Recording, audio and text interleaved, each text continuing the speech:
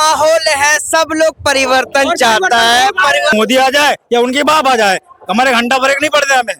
सिर्फ लालटेन जलती है आग से, ठीक है, लेकिन उसमें ये घासलेट की सुगंध नहीं।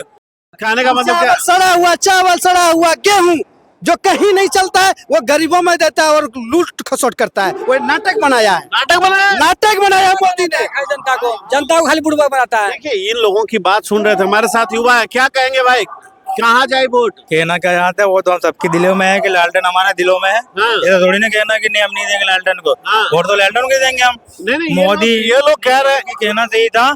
कि मोदी हमें ना चाहिए भाई। हाँ। नहीं चाहिए मोदी, प्रधानमंत्री भी नहीं चाहिए। क्या नाम है आपका? आप चेंज कर सकते हो उनको। नाम क्या है? मेरा नाम एमडी सज्जाद खान है। हाँ, बताइए सज्जाद जी, क्या लगता है आपको, मोदी क्यों नहीं चाहिए देश? नहीं चाहिए, वो भेदभाव करते हैं। वो तो कह रहे हैं कि देश को हम 5वीं इकोनॉमी बना दिए हैं। नहीं चाहिए ना हमें ऐसा हमें नहीं चाहिए। नहीं चाहिए ऐसा हमें। क्यों नहीं चाहिए, क्या दुख हो यार गया? थोड़ी सी खाना खाएंगे, एक निवाला खाएंगे, सुख से खाएंगे, अच्छे से रहेंगे, जो कि हमें दे रहा लालटेन।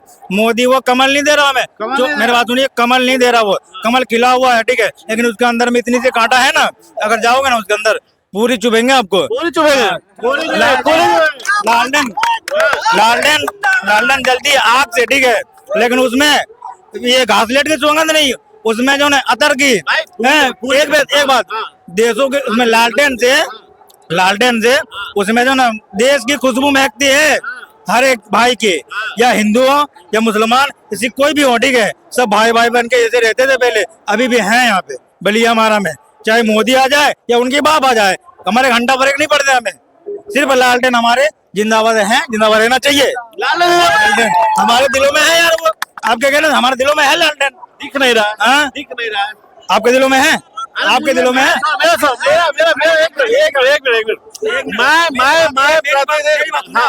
आपके दिलों में क्या है? क्या है वो सवाल मेरा काम है करना, सवाल मेरा होगा, जवाब आपका होगा। पहले एक मिनट पहले सुनिए, एक मेरा सवाल ये है कि लालटेन ही क्यों जलेगा, हमें ये सवाल पूछना है। दूसरी बात सुनिए, पहले मेरा सवाल सुनिए। प्रधानमंत्री मोदी कह रहे हैं कि आने वाले समय में देश को वर्ल्ड में तीसरा इकोनॉमी बनाने जा रहे हैं। अब एक बात और मैं बोलता हूँ, ठीक है, लालटेन कौन है? मोमबत्ती की बाप, है ना।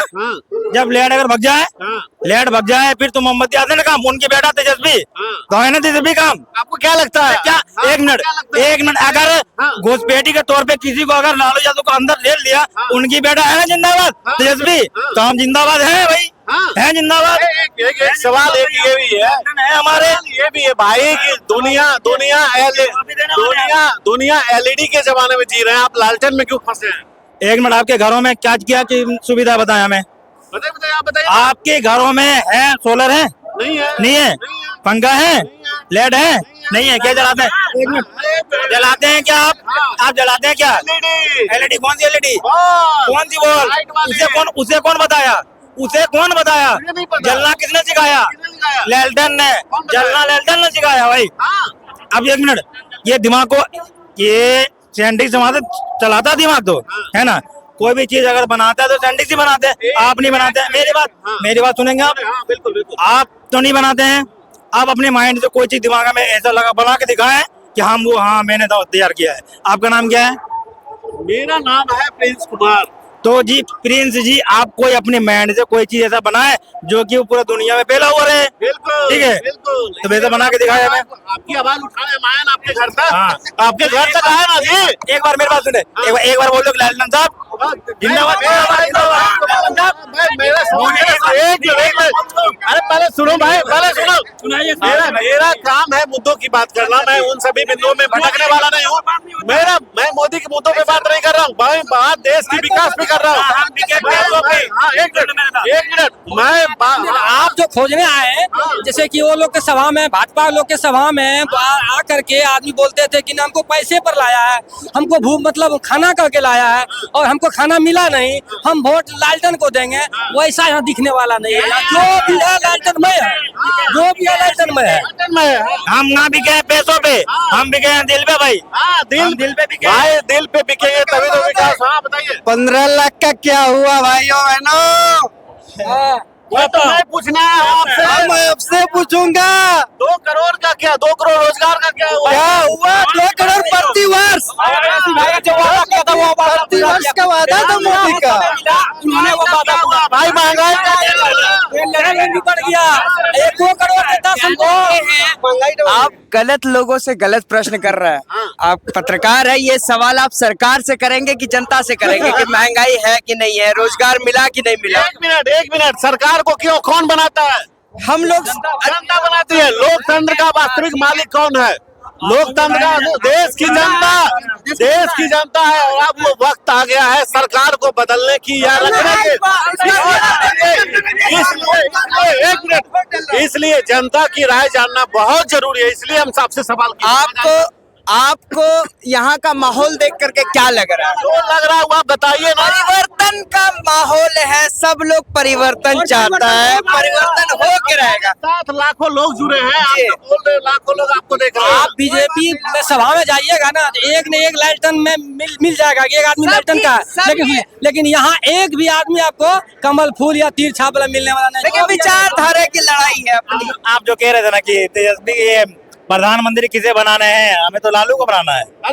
मैं अरे मन चाहता भाई, मन चाहता तो मैं तो लालू को बना दो अभी तुरंत में। अच्छा एक बात बताइए, आपसे एक सवाल होगा। मुझे आपके ओवैसी जी जो है 11 कैंडिडेट बिहार में खड़े कर रहे हैं इस बार चुनाव में, कितना प्रभावित होगा मुस्लिम वोटों को अगर हम देखें तो?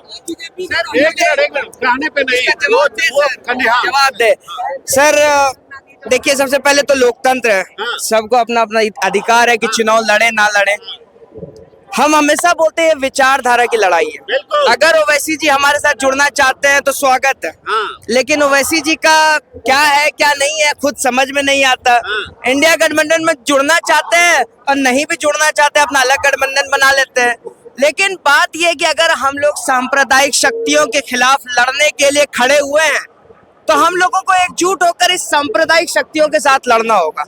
ऐसे अगर हम लोग अलग थलग रहेंगे, अगर हम लोगों के बीच फूट रहेगा तो हम लोग नहीं लड़ पाएंगे। क्या नाम है आपका? मोहम्मद कमर आलम। क्या बात है, खबर दी आप। कुछ कह रहे हैं? ओवैसी जी का ये समझ में नहीं आता है, वो मान लिया मोदी का भी खिलाफ कर देता है, उसके बाद जो है कांग्रेस का खिलाफ कर देता है। उनके दिल में है क्या पता नहीं चलता। 1 मिनट, अगर देखा जाए यहाँ से बांका लोकसभा से तो जयप्रकाश यादव की जीत पक्की मान ली जाए। 100%।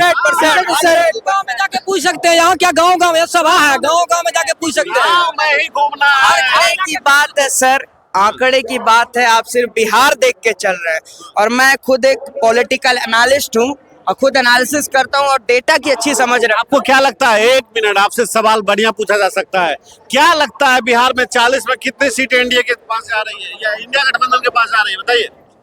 पूरी तरह तो नहीं, इतना बोलेंगे कि इस बार जिस तरह पिछले बार हम बिहार ने 40 में से 39 सीट देने का काम किया था एनडीए को, इस बार वो गलती बिहार दोबारा नहीं करने चाहिए। कितना सीट जा रहा है एनडीए के पास, ये बताइए? सर, कुछ प्रत्याशियों पे भी डिपेंड करता है। वो नहीं जानता हूँ, आपने बोला कि मैं पॉलिटिकल एनालिस्ट, बताइए कितने सीट आपके पास? मिनिमम मेरे हिसाब से 25 प्लस इंडिया गठबंधन की तरफ। इंडिया गठबंधन 25 प्लस। आरजेडी के पास कितने सीट होगी? 15 से 17 सीट आरजेडी निकाल रही है। किस आंकड़ा के आधार पे बता रहे हैं आप, कौन सा डाटा एनालिसिस है, बताइएगा? सर, पॉइंट ये है कि अगर पिछली बार का रिकॉर्ड देखा जाए तो बहुत ऐसी सीटें रही है बिहार में जहां पर बहुत कम मार्जिन में जो है। 2-4 सीट का नाम बताइए। जैसे आपकी बात हो जाए तो जैसे ललन सिंह जी जीते, कहाँ से? मुंगेर से।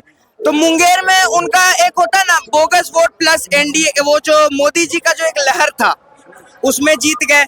इस बार जो अशोक महतो को वहाँ के पिछड़े बैकवर्ड कास्ट के जो लोग हैं बहुत ज्यादा उनको पसंद करते हैं और फेवर में है उनके, और जाहिर सी बात है ये उनके तरफ से भी दावा रहा है कि इस बार हम लोग बहुत ही अच्छे मतों से जीतेंगे। और बहुत बार ये वीडियो भी आ रही है कि ललन सिंह जी मतलब एक मिनट लास्टली हम शॉर्ट करना चाहेंगे, क्या लगता है फाइनली 25 प्लस सीटें इंडिया गठबंधन के पास जा रही है? चलिए, तो देख रहे थे यहाँ पे आप जो है सारे लोगों का मन की बात को हम जानने की कोशिश कर रहे थे। जिस तरीके से इन्होंने कहा कि ये सवाल सरकार से करनी चाहिए, लेकिन हाँ यहाँ पे एक होती है ना कि हम लोग कहते हैं पॉजिटिव पॉलिटिक्स, जिसमें हम लोग जो है देश के मुद्दे की बात करते हैं। इसलिए तो आज मुद्दे की बात कर रहे हैं ना यहाँ पे। मोदी जी का अगर आप भाषण सुनेंगे तो मांस मछली मंदिर मस्जिद, हिंदू मुस्लिम, कितनी जगह पे उनकी जनसभाएं हुई, कितनी बार रोजगार पे उन्होंने बात किया, कितनी बार उन्होंने हॉस्पिटल पे बात किया। चलिए तो ये समय एक कारण और हुआ इसमें कि 19 में जो कि भाजपा वाले कैंडिडेट जितना भी थे ना बिहार में सब, तो 2 लाख 2.5 लाख 2.5 लाख से ज्यादा जो जीत गई ना, सबका मनोबल और मोदी जी का भी मनोबल बहुत बढ़ गया, समझे ना। तो 5 साल क्या किया, वो काम नहीं किया, सो गया, अरे हमको तो वोट बैठले मिल जाएगा। अब की बार उसी का जो है उल्टा हो रहा है, और कोई बात नहीं। उल्टा हो रहा है। तो सुन रहे थे यहाँ पे बांका लोकसभा के लोग जो हैं लगातार अपना अपना ओपिनियन दे रहे हैं, लेकिन सबसे बड़ी बात है अब देखना ये होगा क्या ये लोग जिस तरीके की बात कह रहे हैं कितना प्रतिशत लोग की बातों में सच्चाई है, ये तो इलेक्शन के टाइम पता चलेगा। और 4 जून को ये रिजल्ट आएगा और उस दिन साफ हो जाएगा किन सीटों पे किनकी जीत हो रही है। चलिए फिलहाल अभी के लिए इतना ही, बने रहे जनता जागरण के साथ, आगे का अपडेट में बहुत जल्द दूंगा। नमस्कार।